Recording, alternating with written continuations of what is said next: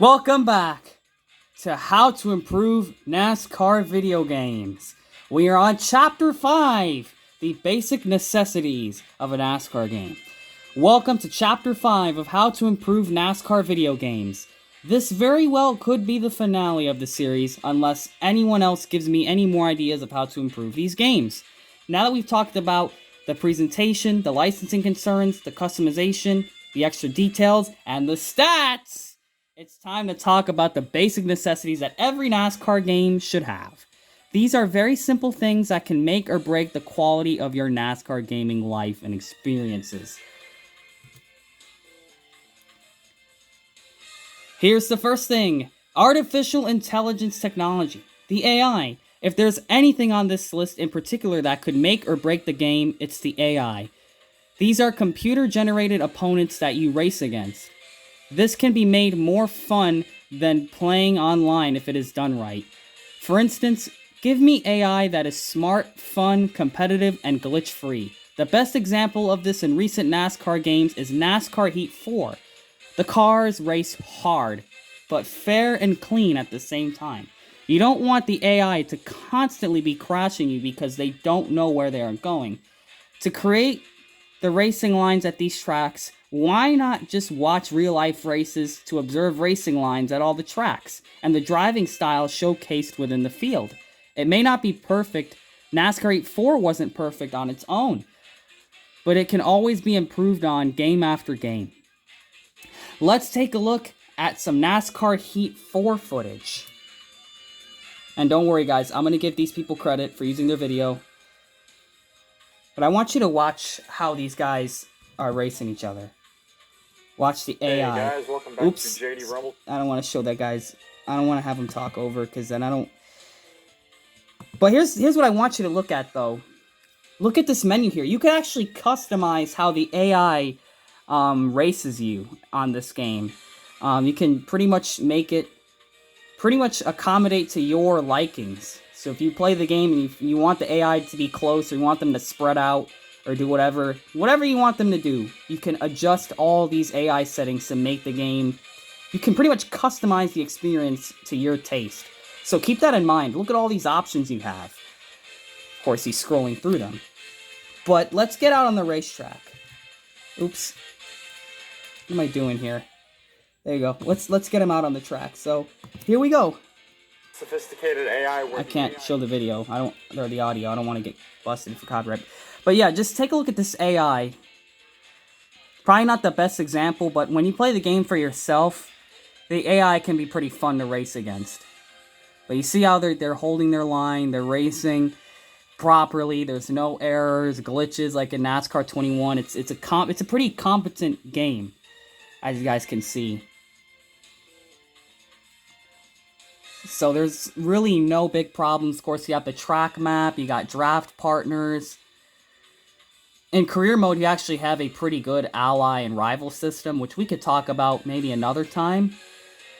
But yeah, guys, the AI is pretty good. I want to see if I can get a clip of how it is on restarts, maybe, so that you could see how it actually begins. But this guy set it up to race more like real life. Here's a restart right here. Exactly what I was looking for. Yeah, watch this race right here.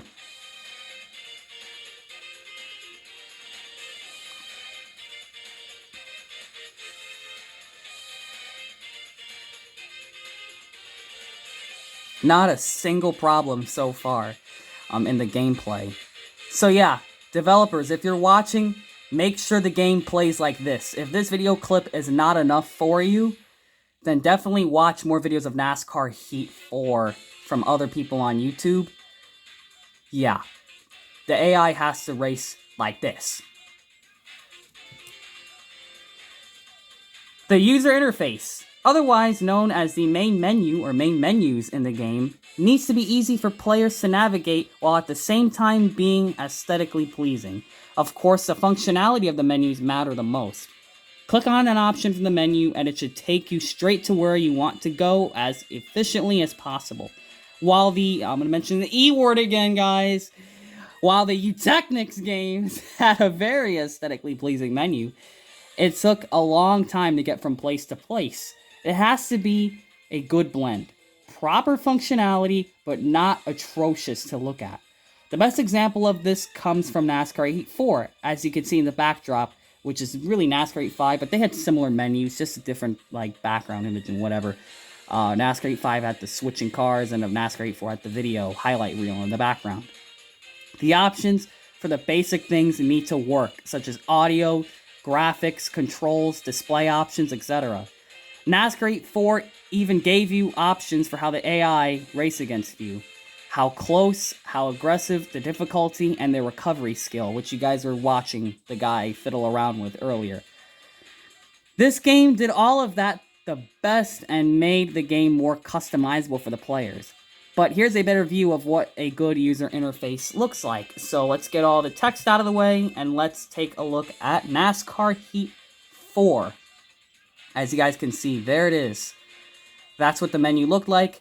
It was simple, it was effective, and it was good to navigate around. And it looked very modern as well. Kind of has a Monster Jam Urban Assault or Monster Jam 2007 vibe with the video going on in the background of the menu. But yeah, guys, give us a menu that works. Not too hard. Make sure that it's easy to navigate as well. The graphical appeal. Now the game, let me see, man, I wrote this sentence weird. Not every game needs to have the best graphics to be great, but NASCAR games should take advantage of good graphics. Of course, the cars need to look like cars. Scanning technology should do the trick, the same with the tracks. They need to be scanned so they can feel like their real-life counterparts. Make sure the fans in the stands don't look like colored pieces of cardboard cut out by a 10-year-old. Same with the trees, billboards, grandstands, etc. iRacing scans their tracks and cars to get the best looking results. Or just take some inspiration from other racing titles like Forza and Gran Turismo. If the game looks good, you have a better chance of drawing some more people in. Here's a good look at some good graphics from NASCAR 21.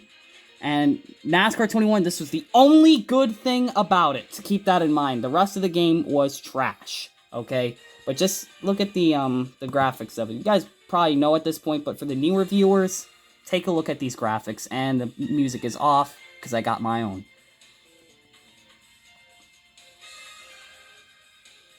It's a shame that such a good-looking game was just so bad. It was awful, but just take a look at how the graphics look like. See how everything looks authentic and it looks really realistic? And it also sounded realistic as well. Keep that in mind. We'll talk about sound later. But yeah, take a look at this. Not bad looking, right? Looks pretty good. See, everything's authentic. Pit signs, walls, cars, tracks, the fans in the stands, just the overall detail. It's a pretty good looking game. I never bought this game because I don't want to give these guys money for how bad this game was. But looking at it, watching people play it, the game does look pretty good. Another thing, never pre-order games. I literally had to learn that the hard way in 2017 when I bought a game from a small developer. Fun fact. Camera views. Adjustable. This is a pretty simple necessity. It has all the basic views you would see in any other racing game. Behind the car, above the hood, the bumper cam, far behind the car, and the cockpit. Make sure that you can adjust your field of view in all modes, especially in the cockpit. It seems like you sit a little too low in the default settings. Maybe you can move it up a few inches to see a little better, more like what the real drivers have. The good thing, at least, is that all NASCAR games have had adjustable views. Just improve on it a little more. Wait, did I just seriously put that? All NASCAR games have had adjustable views. Yeah, they were adjustable, but you couldn't, like, toggle it. Here's what I mean. I'll describe it a little bit more better. So here's a screenshot from Rocket League. That is the type of adjustability that I want. So basically, you can pretty much change field of view, distance, height, angle, stiffness, swivel speed, transition speed, invert swivel. Pretty much all kinds of, you could literally like zoom in as close to the car or as far away from the car as possible. And if you were in the cockpit, which this game doesn't have a cockpit, Rocket League doesn't, you don't need to be inside of those cars. But what I'm saying is when you're in the cockpit, do I have a better picture of it? No, of course I don't. When you're in the cockpit, it should be adjustable. You should move the camera up, down, forward, just pretty much every possible way you can do the views and stuff. Should be able to do it. But this is basically what you need to give people. Look at all these options. And you have to have these options available for each option for the views. In the car, out the car, pretty much everything we talked about. This is the way you can do it. Just watch people play Rocket League and how they adjust their cameras so they can run better. Basic gauges and track map. This is as basic gets. Folks, we get it. It's not realistic to race with a bunch of HUDs and gauges in your face. But it would be nice to have a fuel gauge, a tire wear indicator, and a track map for casual players. If you feel that it is unrealistic or it harms the experience of the authenticity in any way, make it an option to toggle them on and off. It's that simple. Look at past NASCAR games and you will see that these gauges are there. The gauges are there.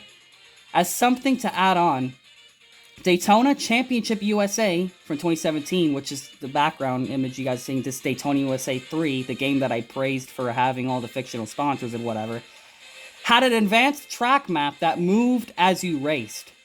All of these gauges would be nice to have. It would be good to have as options for the players, especially for like non-hardcore, because not everybody's a super hardcore racer. So give people that option. Have it so you can toggle it on and off. We literally sat through a Motorsports Games live stream where they literally said they didn't have any of these things because it made it more authentic. Notice how I copied him right there. Shame on Motorsport Games. Here is a legitimate NASCAR game with the, I know this is Eutechnics, and we all like to trash Eutechnics, but let's just look at the good stuff here. You got all the gauges, the speedometer, of course, the fuel gauge, should be a tire gauge somewhere in there. Of course, your track map, your mirrors. I don't know how you make a new NASCAR game with no mirrors. I mean, dude, literally, I've seen, like, cheap mobile games that have freaking mirrors. So, there you go, guys. Mirror, gauges. And look at that, they even had, like, this little middle gauge right here, where you could see, like, how close you were to the other cars, and the draft wake and effects and all that. That was cool to have, so this was not a bad layout, just the game sucked. Custom setups! This is something that people have been really complaining about. Custom setups allow the players to customize the handling and driving characteristics of their car, and it's more realistic. However, not everyone is an engineer. We have already addressed that the automatic crew chief is supposed to help you. But if anything, implement the slider system, which allows you to adjust how loose or tight the car is, how loose or tight the car rides. Again, we are talking about options. But do your research as developers, and make the custom setups as authentic as possible to how you adjust the real cars. And the thing is, here I'm going to mention one more thing. These guys at Motorsports Games wasted a year working on an outdated, the Gen 6 car. That car was outdated. Why didn't they just skip 2021 and take a year off to give us a really authentic next-gen experience? But no, you wasted all this time on an outdated car. That whole game was a waste of time, but you guys know what I'm saying. And of course, you saw it in the background before I go to the next thing. Look at that. You had all the options in the background. You got your camber, your tires, springs, shocks. Hardcore players understand it, what you need to upgrade or just modify in your car to make it run better. What should it sound like? Sound is exactly what it sounds like. It's what the game sounds like while you are playing. From the roaring of the crowd, the voices, the walls, the contact, the music, and of course, the most important thing, the cars. Most NASCAR games have sounded terrible in most games. It took all the way until NASCAR Heat 4 to get proper sounding cars. With the technology we have today, such as sticking audio recording devices on cars while they're driving around, and basic sound mixing devices the sound team has, we really should have a better sounding game at this point. Oh yeah, don't forget, make the spotters useful. And I remember someone bringing this up in the comments section. Unfortunately, I don't remember them by name. Have them keep you updated on your position in the race, when to pit, lap times, and when other cars are around you on the track, where other cars are around you on the track, etc., or etc.